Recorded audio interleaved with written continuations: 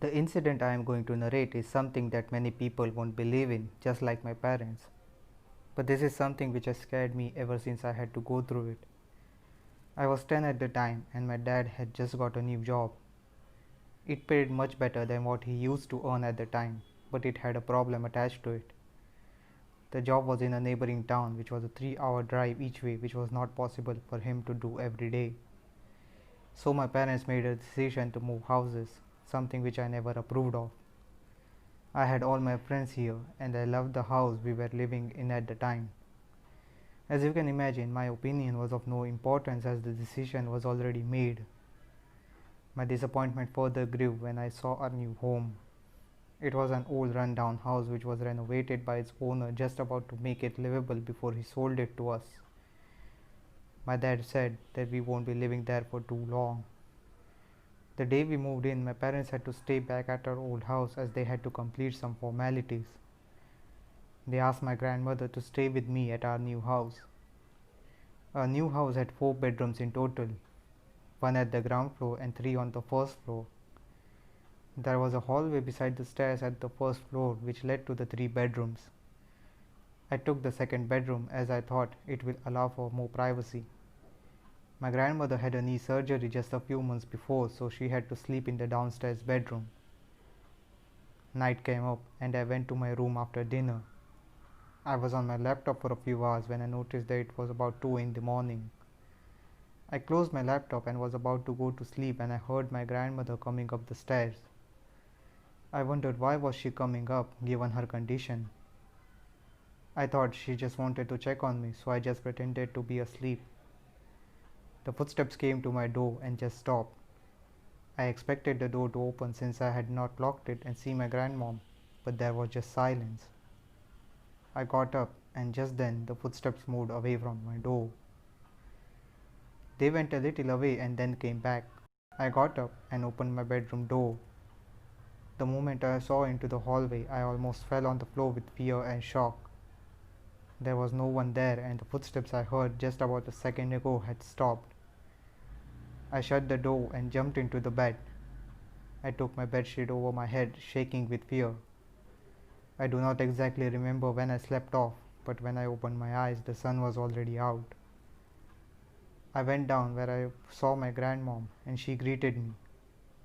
I indirectly tried to ask her if she heard anything during the night, but she said she didn't. I also tried telling my parents about it, but as you could imagine, they did not believe me. They thought that it was one of my tricks to stop them from moving in the house. I heard those footsteps a few more times after that, but these incidents never went any further. I managed to stay normal during the 2 years we lived there. I cannot tell how happy I was when I knew that we were switching houses again. Many people think that hearing those footsteps was just my imagination, but I know that there was something definitely wrong with that house and I wish I never have to experience something like that ever again.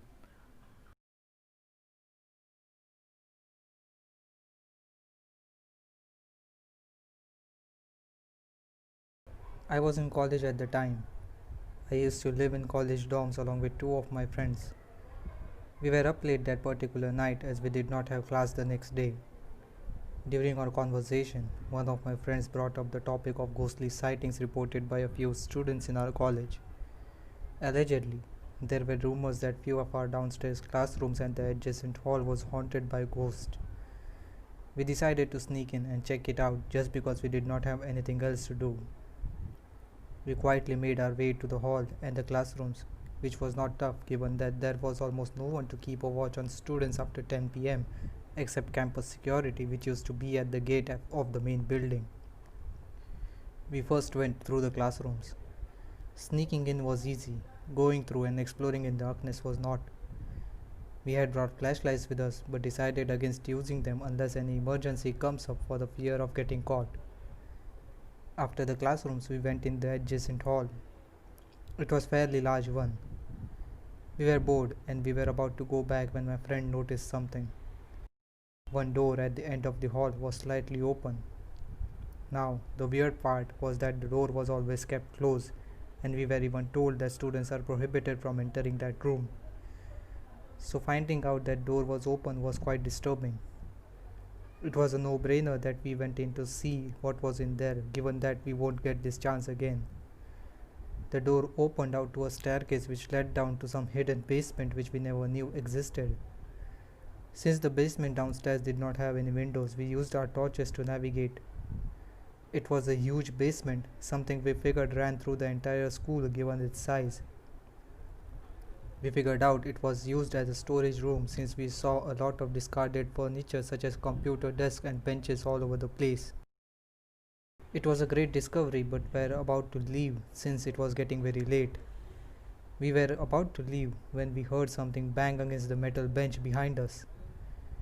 We turned our torches from where we heard the sound. We gave each other a puzzled look. Just then, we saw a black figure running from behind one bench to another. It was not any other student or for a fact a real human at all, because the figure was just a few feet away from us and all our torchlights was on him all the time, but the only thing we could see was blackness. We screamed and straight away ran and made our way out of there. We quietly went back to our dorms and, as you could imagine, did not tell anyone about this incident. Throughout our college, we kept hearing about strange paranormal experiences from other students, but this time we knew that they were real and not someone's imagination going wild.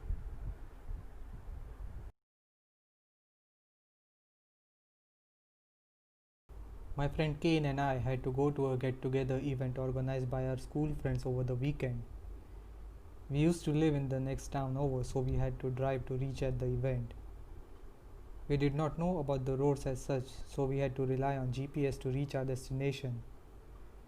I still don't know if it was me who took a wrong turn or it was actually GPS who showed us the wrong route, but we ended up on a desolate street away from the highway. After driving for half an hour and not reaching the main road which the GPS suggested we should have by now, it dawned on me that we had been lost. We were so away from civilization that not even a single car had passed us ever since we took the turn away from the highway. We had no other option but to continue on the same road, hoping that we will soon reach the main road. I was grateful that I had filled up gas before we left off. Being stranded on a deserted road with no gas was the last thing I wanted to happen that night. Kane had the car radio on to ease the tension building up in the car.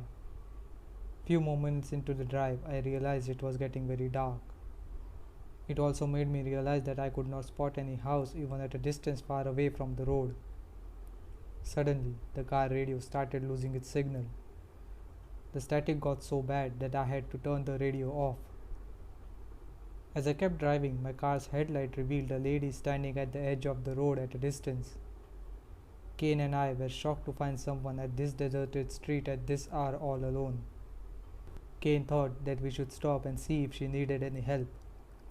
Even I wanted to do it, but something just told me not to. When we were about to cross her, I increased our speed. Kane was looking at the lady all the while and remarked that she did not move even slightly to try and ask for help. She just stood there like a statue. I was lost in thoughts when Kane turned around and screamed.